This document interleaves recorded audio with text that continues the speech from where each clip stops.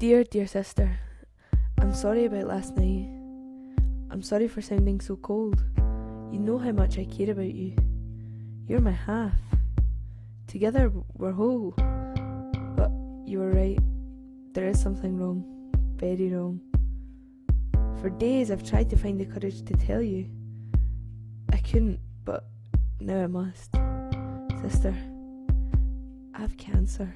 I love you. I'm a high-risk person. If you have the BRCA1 gene, you are at high risk.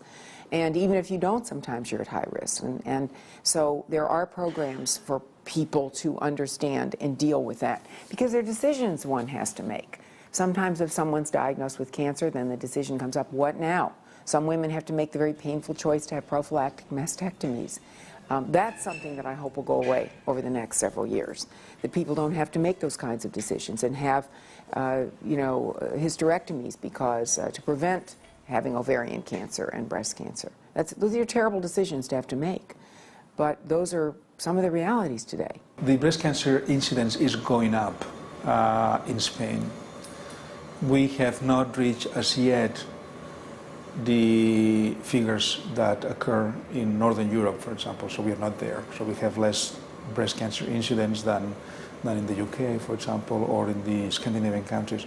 But the number of cases is going up.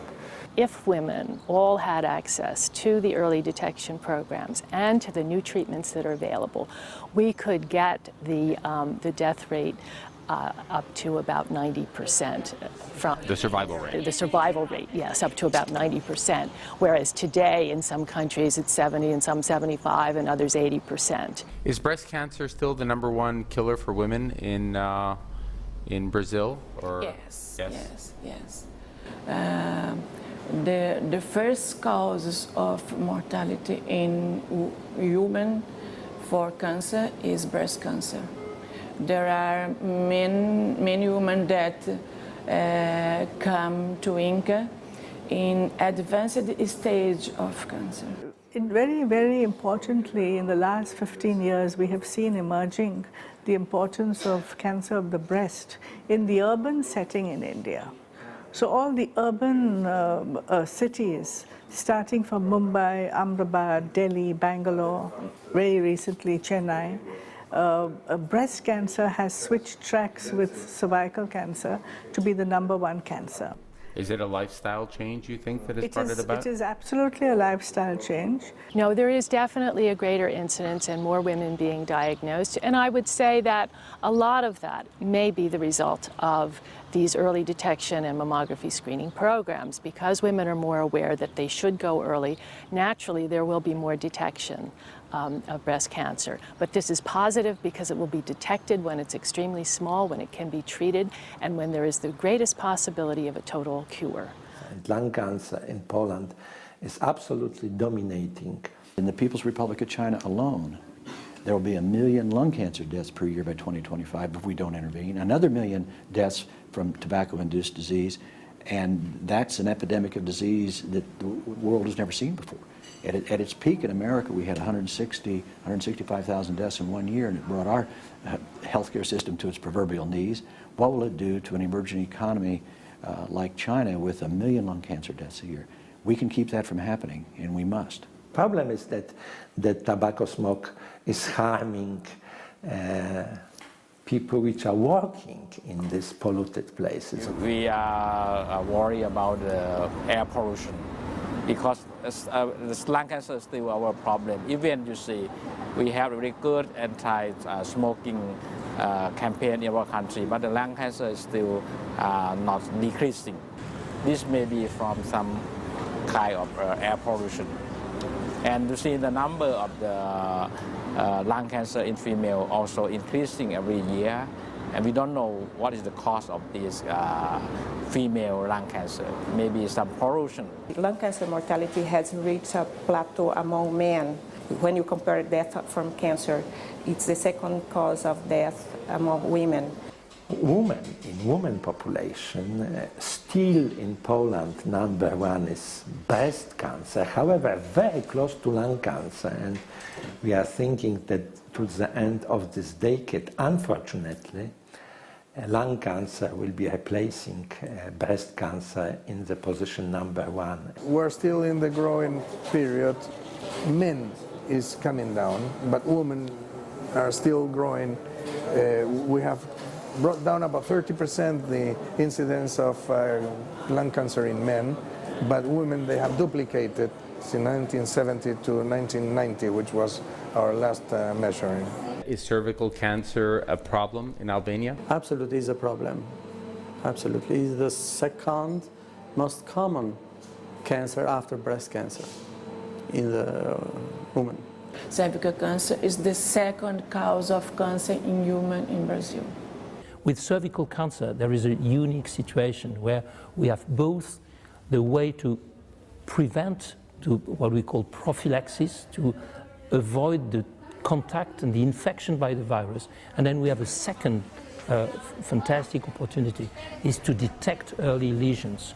So when combining what we call primary and secondary prevention, we are in the kind of ideal model. Well, you could consider, if not eradicating, but at least controlling, reducing the incidence of this cancer. While the picture of cancer in Australia is still dominated by the big cancers of breast, colon, prostate, which really is a pattern throughout the developed world, the fastest increase in cancer in New South Wales is in fact liver cancer, and that's being driven largely by immigration from hepatitis B endemic countries. A lot of times we see liver cancer late, and I think certainly screening of patients with hepatitis B carriers has made an impact in picking up liver cancer early. We have good surgical techniques, good surgeons who can resect liver cancer early. But once you get liver cancer, the advanced stages, we are starting to look at drugs that target particular pathways in liver cancer. These drugs are all coming into the market. They're all being tested in clinical trials. We're looking at chemotherapy in liver cancer, although it doesn't really work very well. So I think in terms of treating liver cancer in the advanced stages, we're still a long way to go. So the main cancer in Southeast Asia, as far as the GI tract, is the liver cancer. It's one of the most prevalent cancer. So the incidence approximately around 660,000 new cases per year. However, the therapeutic that we have now are not very effective. So the incidence and the mortality rate are almost the same. This is such a beautiful sunny country, but the downside to all that sunny weather and the hole in the ozone layer means that next to Australia, South Africa has the highest rate of skin cancer in the world. And melanoma is the deadly form of that. We've got lots of the other skin cancers as well, but they're not deemed as serious. Melanoma is quite deadly, and several hundred South Africans die every year from melanoma. It's a huge problem.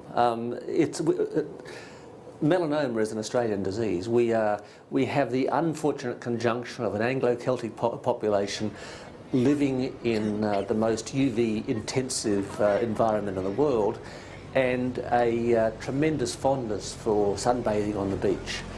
So that produces a huge burden of melanoma, a burden that continues to rise, particularly in older people.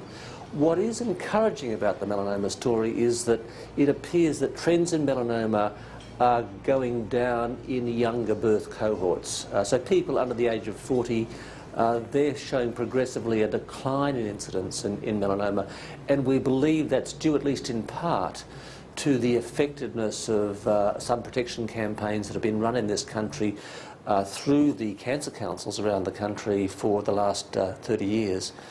It also, I think, is very encouraging to realise that while, of course, the idea of a cure for cancer is on everyone's lips and we spend an enormous amount of money, there actually hasn't been a lot of progress in the treatment of melanoma over those 30 years.